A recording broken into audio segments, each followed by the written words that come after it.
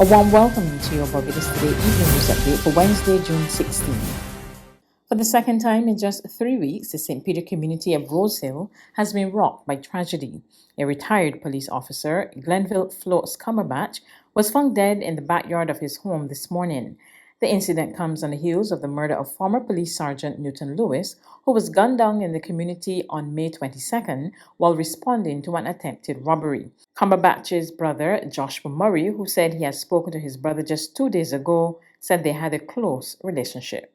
I don't know how to get this thing on understand. But anyhow, years ago, we had a good relationship. You know, we never had a quarrel, none like that. He was a very, very good gentleman. That is me. He make a lot of sport and things like that there, so, you know what I mean? And that's how we did. And the thing is, first of my mother treated him. You know what I'm saying? So that's how life is. So we got to give God thanks for everything, and I hope that things will work out the way it should. Cumberbatch's nephew, Orville Babyfloat Scantleberry, is still trying to come to terms with his loss. He said his uncle was a good man and he would be missed. I was in Spikestown and someone called me. I tell her I didn't know. So I called my cousin. And then he told me he heading straight here. So he come straight here then. So there's that sign, you know, I say, well, I call him this morning. I invite him. Father's Day lunch, I called. This is the first year for my father. Because he passed in January, 1st of January. So I got nothing to say, but, you know, he was a good man, very good man. Meanwhile, longtime friend Levon Griffith, who attended All Saints Primary with Cumberbatch, is distressed by the death of his pal. Griffith says he's concerned about the recent developments in Rose Hill.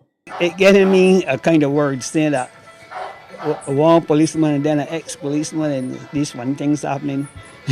It got me feel glad that I'm not a policeman. I don't know if they're targeting the police or what. It got me feel a certain way, especially in my neighborhood. It got me beginning to get worried. And that's what never happened? No, none so never happened in this neighborhood before. In other news this Wednesday, Prime Minister Mottley today estimated that the COVID-19 pandemic may have set back tourism-dependent economies by some 20 years. Her comments came during the International Monetary Fund Forum on Natural Disasters and Climate Change, where she was joined by IMF Managing Director and other world leaders. The only countries that have been worse hit than us last year are war-torn countries. Our declines have been double-digit in most instances in the Eastern Caribbean. They hover around 18-19%. In Aruba, 25%. In Maldives, 33%.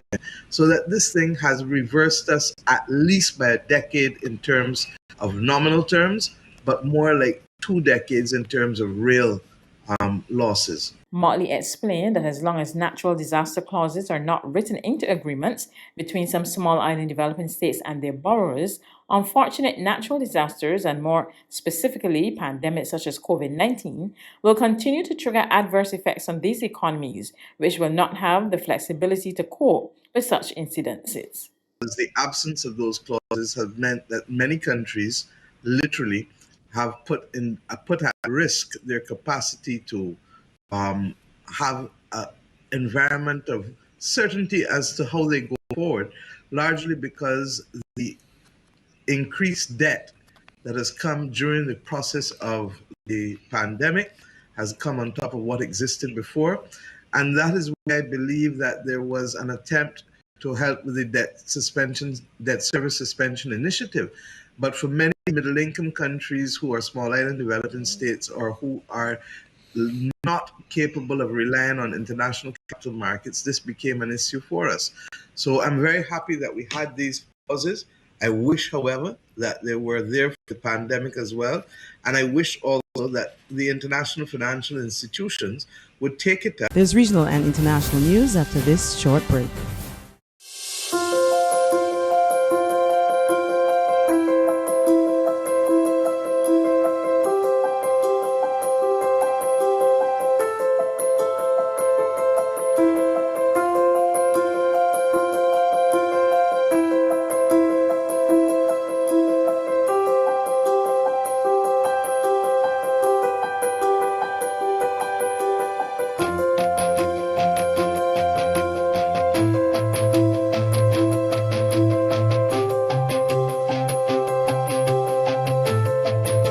Barbados Today, news you can trust.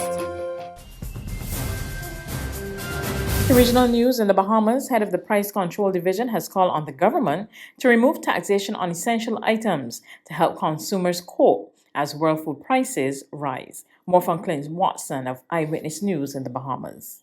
It's the headline in today's Tribune that has residents up in arms. Talks from a leading food store chain owner that consumers can expect food items to cost more by year's end. Head of the Price Control Commission, Danny Sumner, says their hands are pretty much tied due to the global pandemic. The bottom line, food is going up everywhere. Most behemoths are paying double tax because you got customs duty and you got VAT. Now, for the bread basket items, there's no VAT. So imagine if we could expand that from essential things and take VAT on them as well. So that will help. Some is relieved that bread basket items are under price control, so consumers need not worry about increases there. However, there is concern about other items. I have sent government recommendation, which came from a resolution out of the commission, asking government to amend the Price Control Act so that rather than the act just only protecting the bread basket items, to have a bigger tariff where we can look at more essential things. On the international front, Presidents Joe Biden and Vladimir Putin sat down together for their first face-to-face bilateral talks in Geneva, where the two leaders were seeking to mend U.S.-Russia relations, which many analysts said have hit their lowest point since the Cold War. There was a contrast in tone and in style, very much so. Joe Biden, well, Vladimir Putin started straight away taking questions. Joe Biden had a very long preamble in which he presented the talks with Vladimir Putin, almost as if it had been a case of Joe Biden giving the Russian president a lot of lessons and, first of all, laying down the United States' principles and the things that the United States does not approve of Russia doing. And also basically talking about how he tried to convince Putin that doing things which the United States thinks Russia should do is really also in Russia's interests. He repeatedly said this during his press conference, basically saying that really, if Putin thinks about his own interests as a country that has an economy that really needs a boost and that has a very long border with China, should really not be wanting to be engaging in a new Cold War with the United States. Joe Biden seemed to think that, at least on that front, Vladimir Putin was more or less on the same page. At one point, he even did seem to suggest that his remarks to Vladimir Putin and to the Russian delegation generally caused them to kind of have pause and think, oh, yeah, you're right. I don't know whether or not Joe Biden's characterization of how that dialogue went would really be shared with the Russians. But certainly Joe Biden did seem very relaxed and really quite cheerful. I certainly had the impression that he thinks that these talks went as well as they reasonably could have been expected to. That's news, but for the very latest, visit our website at www.barbadostoday.bb. You can also subscribe to our e-paper, email updates, or like us on Facebook, and sign up for our breaking news alerts via WhatsApp. We're also on Izumi Media and bus terminals, as well as screenplay at supermarkets and gas stations near you. You can also hear us on Mix 96.9 FM and Capital Media HD 99.3 FM.